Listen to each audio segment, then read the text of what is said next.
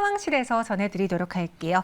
이건희 차장님과 함께하겠습니다. 어서 오세요. 네, 안녕하세요. 네, 안녕하세요. 네. 다행히 그래도 시장이 상승 전환에 성공을 했고 그 폭을 늘리려고 지금 노력하고 있는데 그 안에서 눈에 띄는 종목들 무엇이 있는지 첫 번째 상황실로 들어가 보겠습니다. 대다수의 종목들이 그래도 상승 전환했는데 아직까지 게임주들은 힘들어요. 크래프톤은 오버행도 있고 중국 규제까지 악재로 작용했는데 지금 이제 상장한 지 한 달이 지났기 때문에 1개월 보유예수 물량이 출회가 됩니다. 지금 기관 쪽에서 갖고 있는 물량 어느 정도인지 시장에 얼마만큼의 충격을 주게 될까요? 일단은 지금 뭐 나와야 될 물량들은 거의 1,000만 주가 넘게 남아 있기 때문에 일단은 그거는 이제 6개월까지 봤을 때 이제 말씀을 드리는 거고 지금 당장 이제 1개월 보유예수가 풀리는 물량은 100만 주가 조금 안 되는데 96만 6,400주 정도 되는데 일단 이 물량이 아직은 오늘 뭐 거래량 자체가 66만 주기 때문에 다 나왔다고 보기는 좀 어려울 것 같고요.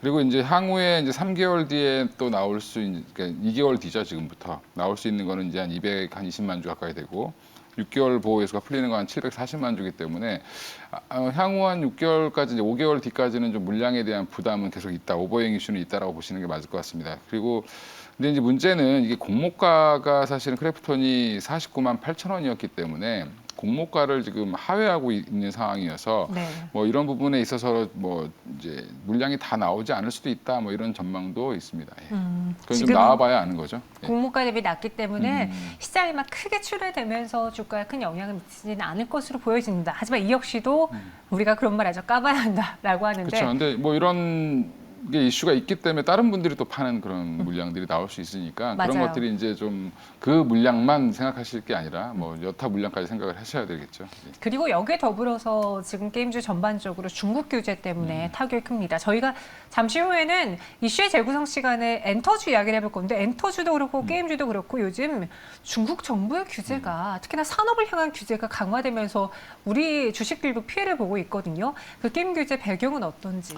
일단 보면 뭐 명목적으로 이제 공식적으로 선언한 거는 맹목적인 금전 추구 뭐 이런 것들을 사회의 뭐 악이다라고 이제 하면서 사실 이런 것들을 사실 고쳐 나가겠다라고 지금 중국 사회, 중국의 정부에서 얘기를 하고 있는데 여전히 이제 중국 정부가 이제 사실은 뭐 알리바바부터 시작해서 이제 사실은 많이 엔트그룹 관련돼서부터 시작을 해서 지금까지 계속 좀 규제가 계속 나오고 있는 상황이고 특히 이제 게임 관련된 것 중에 가장 대표적인 회사가 중국에서 가장 큰 회사는 텐센트죠. 텐센트인데 텐센트 같은 경우도 보면 뭐 중국보다도 정보를 더 많이 갖고 있는 어떻게 보면 DB를 더 많이 갖고 있는 그런 회사인데 이런 회사들에 대해서 약간 견제가 계속 이루어질 수밖에 없는 상황인 것 같고요.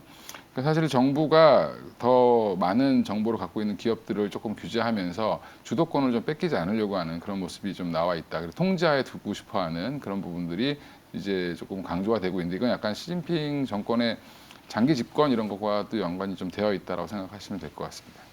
그럼 게임주를 포함해서 이 크래프톤 일단은 피하고 볼까요?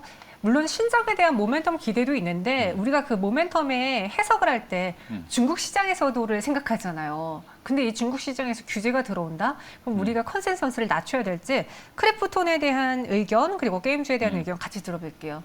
일단은 당분간 이제 크래프톤을 비롯해서 중국 매출 비중이 높은 그런 회사들 같은 경우는 좀 모멘텀이 줄어들 수밖에 없고요. 오히려 이제 그 중국이 아니라 다른 국가 비중이 높은 사실 최근에 뭐 대부시스터즈 이런 종목들은 좀 굉장히 좀 견조한 모습을 보이고 있는 상황인데 이런 것들을 보면 뭐 대부분 이제 중국 비중이 높은 회사들이 많기 때문에 매수보다는 관망이 좀 필요하지 않겠나 싶고요. 그리고 이제 항상 보면 이렇게 악재가 정부 규제 악재가 나오는 이런 것들 같은 경우는 사실은 뭐 어떻게 할 수가 없는 거죠. 투자자나 뭐 회사 입장에서도 거기에 맞춰갈 수밖에 없기 때문에 이런 것들을 감안했을 때는 굳이 공격적으로 매수를 하거나 뭐 저점을 잡아보겠다라고 섣불리 덤비시는 것보다는 좀 확인이 되고 어느 정도 시간이 좀 걸릴 걸로 좀 예상을 하고 있기 때문에 그것을 이겨내고도 뭐 실적이 나올 수 있다라는 전망이 나오기 전까지는 좀 당분간 좀 어렵지 않겠나 싶고요. 특히 이제 3개월, 6개월 보유예수가 남아 있는 지금 크래프톤 같은 경우는 뭐 반등은 충분히 나올 수 있겠지만 또 사실은 또 한 2달 있으면 또 그 물량 때문에 또 물량이 출회될 수 있기 때문에 뭐 이렇게 공격적인 매수보다는 단기 트레이딩 위주로 접근하시는 게 맞을 것 같고 게임주 투자에 대한 전반적인 심리가 악화되어 있는 상황에서 굳이 이렇게 공격적으로 매수를 하시거나 이렇게 하실 필요는 없다. 오히려 지금은 뭐 다른 종목들이 훨씬 더 좋은 게 많으니까 네. 잠깐 좀 외도를 하시는 게 이거 하셨다가도 저는 좀 비중을 쪽을 좀 줄이시거나 없애고 다른 걸 하시는 게 나을 것 같습니다. 일단 크래프톤은 보호해수 물량이 또 추가적으로 남아있고 게임주에 대해서는 이제 정책이 특히나 중부의 규제가 있기 때문에 일단 피하고 보자 이야기해 주셨고요. 그럼 최근 중국이 정말 여러 산업에서 규제하고 있잖아요. 저희가 잠시 후에 다뤄볼 엔터도 있는데 메타버스 쪽도 건들고 있거든요.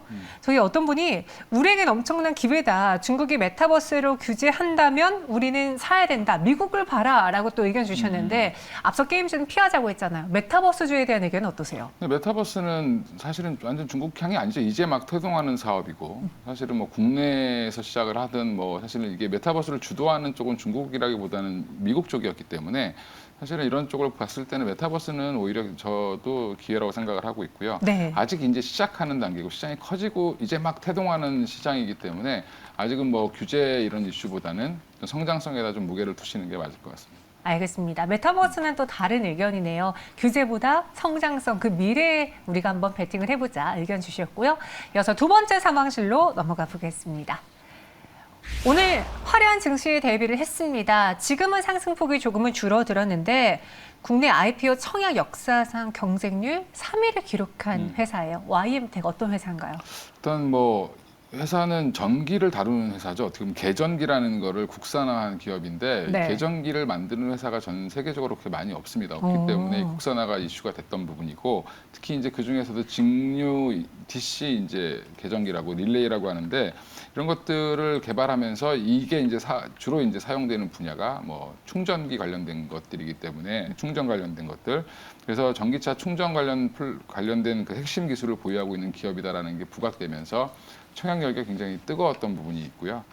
이제 향후에도 이제 단순히 이제 충전만 하는 게 아니라 사실 급속 충전 이외나 완속 충전, 급속 충전 이외에도 사실은 ESS 관련돼서 다양화할 수 있는 ESS의 지금 단순화된 그 ESS를 조금 더 다양화할 수 있는 그런 기술도 갖고 있기 때문에 앞으로 이제 이 전기차 시장이 커지는 과정에서 좀 주목을 받을 수 있는 핵심 기술 기업이다라는 부분이 좀 이번에 부각이 된 것 같고요. 그래서 오늘 뭐 공모가 대비해서 거의 2배 뭐 더블로 시작을 했죠, 사실은. 더블로 네. 시작을 했고 28,000원이었는데 56,000원에 시작을 해서 지금도 한 16% 이상 올라와 있는데 결국에는 사실 운도 좀 많이 좋았습니다. 최근에 2차 전지나 뭐 그다음에 관련된 그 충전 회사들 맞아요. 되게 주가가 좋았죠. 그러니까 유독 이 섹터만 지금 살아있는 부분인데 그 섹터에서 상장을 했기 때문에 시장에서 좀 뜨거운 관심을 받지 않았나 싶습니다.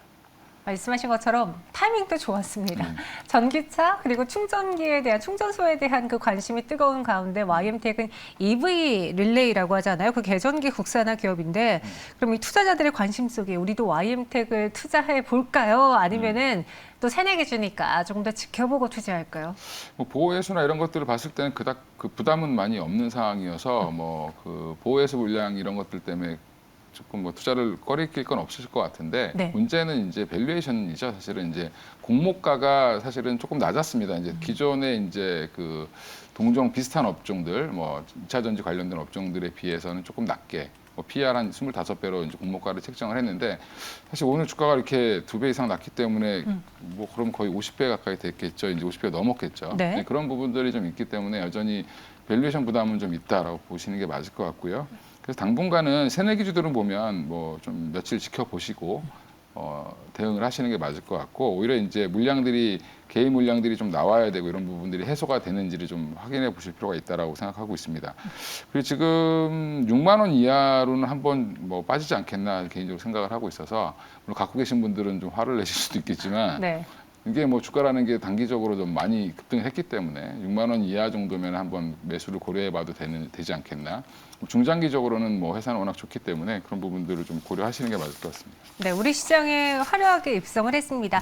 더블로 공모가 대비 2배로 시작을 한 갭상승으로 문을 열어서 오늘 7만 원까지 가긴 했는데요. 일단은 지켜보자. 오늘장 주가가 급등했기 때문에 그 가격적인 면에서 우리는 섣불리 들어가진 않겠다라고 의견 주셨습니다. 참고해 보시고요. 이어서 세 번째 상황실로 넘어가 보겠습니다. 항공주도 흐름 좋습니다. 뭐 이번 주 나쁘지 않았는데 보니까 미 증시에서도 항공주들이 잘 가고 있어요. 코로나에도 선방하고 있는 대한항공. 위드 코로나 때문에 항공운송이 긍정적으로 평가를 받고 있는 가운데 3분기는 역시나 이 화물 호조 때문에 네. 또 실적도 기대가 된다면서요. 일단은 3분기 실적은 기대치보다 이제 시장 컨센서스보다는 좀 잘 나올 걸로 좀 예상을 하고 있고요. 일단 그런 부분들은 왜 그러냐면 원래 3분기 컨센서스를 만들 때 기존의 이제 항공업종들 특히 이제 화물 관련된 운송업종은 결국에 3분기가 비수기였는데 이 비수기임에도 불구하고 그걸 좀 감안해서 컨센서스를 마련했겠죠, 이제 애널들이. 근데 생각보다 코로나 관련된 것들 때문에 오히려 화물 운송이 많아지면서 코로나 특수를 아직도 누리고 있다라고 보시는 게 맞을 것 같고, 그래서 대한항공 같은 경우는 여전히 지금 여객은 한 10% 정도밖에 회복이 안 돼 있고요. 네. 나머지 이제 화물이 사실은 뭐 먹여 살리는 그런 중이다라고 생각하시면 될 것 같습니다. 그럼 궁금한 게요. 지금은 화물이 먹여 살리고 있잖아요. 만약에 코로나가 끝이 나고, 그러니까 끝이 난다기보다는 여행이 재개가 됐을 때 이 여객 수요가 늘어나면은 화물 수요는 줄어들어야면 같이 낼 수 있는 구조예요? 화물은 당분간은 계속 좀 이어질 걸로 예상을 하고 있고요. 특히 이제 뭐 IT 쪽이 좋거나 네. 뭐 그다음에 이제 그 뭐 작은 것들 부피가 좀 작고 뭐 급한 시기가 좀 급한 것들 같은 경우 화물로 많이 가기 때문에 그렇죠. 화물 운송은 생각보다 줄어드는 속도는 좀 늦을 것 같고요. 여객이 만약에 빨리 회복한다 그러면 오히려 더 실적은 더 점프업할 수 있다라고 보고 있습니다. 여기 더불어서 터키와 태국에 이어 말레이시아도 기업 결합에 승인했습니다. 그러니까 다시 말해서 대한항공과 아시아나항공의 합병의 탄력을 받을 수 있는데 이제 뭐 5곳 정도 남았다고 들은 것 같은데요. 일단은 뭐 네. 우리나라도 지금 대한항공이랑 아시아나항공 합병 승인을 위해서 지금 진행 중인데 여전히 이제 합병은 될 걸로 예상을 하고 있습니다. 이제 이게 결국에는 이제 항공산업이 한동안 팽창을 하다가 조금은 이제 어떻게 보면 축소되고 있는 국면이고, 근데 이게 다시 또 이제 재개가 되기 전까지는 몸집을 좀 줄이는 작업이 좀 필요하고 경영 효율화를 좀 할 필요가 있기 때문에 그렇다고 해서 이제 기존의 이제 항공사들이 다 없어지기에는 좀 어렵겠죠. 물론 저가 항공사들은 일부 좀 인수 합병이 될 가능성이 높겠지만 그런 과정에서 이제 아시아나항공과 대한항공을 합병하는 거는 오히려 뭐 저는 긍정적으로 보고 있고요. 뭐 되지 않겠나 뭐 이렇게 생각을 하고 있습니다. 이건 뭐 제가 결정하는 건 아니니까. 네. 예. 하지만 긍정적으로 보고 있다. 네. 그럼 항공주들의 강세 속에서 대한항공과 아시아나항공에 대한 투자 의견 어떤지. 대한항공 이제는 조금 마음 편히 놓고 봐도 괜찮을까요? 가격 전략 들어볼게요. 일단 뭐 대한항공, 아시아나항공은 최근에 급등을 했기 때문에 사실은 조금 쉬어갈 자리가 된 것 같고요. 오히려 지금 대한항공이 가격적으로는 매력이 있고, 대한항공 같은 경우는 아직은 좀 마음 편하게 볼 단계는 아니긴 합니다. 이제 코로나 뭐 델타 변이가 어떻게 되느냐에 따라서 또 여행 수요, 저희는 이제 일상으로 이제 코로나 위드 코로나를 한다고 하지만 네. 여행은 생각보다 제약이 될 가능성이 높습니다. 당분간은 그런 부분들을 보면 마음 편하게 볼 단계는 아니지만 그렇다고 뭐 더 추가 하락이 나올 것 같지는 않다. 3만 원 정도는 무조건 지지해 줄 걸로 좀 보고 있고요. 그래서 주가의 급상승보다는 하방에 대한 지지가 좀 견조한 상황이기 때문에 여객 수요가 얼마나 빨리 회복되느냐에 따라서 어떻게 보면 주가가 그런 전망들이 나오기 시작하면 좀 주가가 탄력을 좀 받을 걸로 예상을 하고 있는데, 네. 여전히 뭐 주가라는 게 기대에 움직이잖아요, 사실은. 그러면 결국엔 뭐 우리나라 접종률 많이 올라가고 뭐 해외도 올라가고 하면서 뭐 사실 한 10월, 11월 이쯤 되면 좋아지지 않겠냐라는 전망이 나오기 시작하면 뭐 또 한번 주가는 먼저 움직일 수 있지 않겠나 생각을 하고 있습니다. 그래서 한 35,000원 전고점 부분까지는 언제든지 반등을 할 수 있다라고 생각하고 있습니다. 네, 중장기적으로 더 오를 수 있지만 일단은 35,000원의 목표 주가를 보겠다 이야기해 주셨습니다.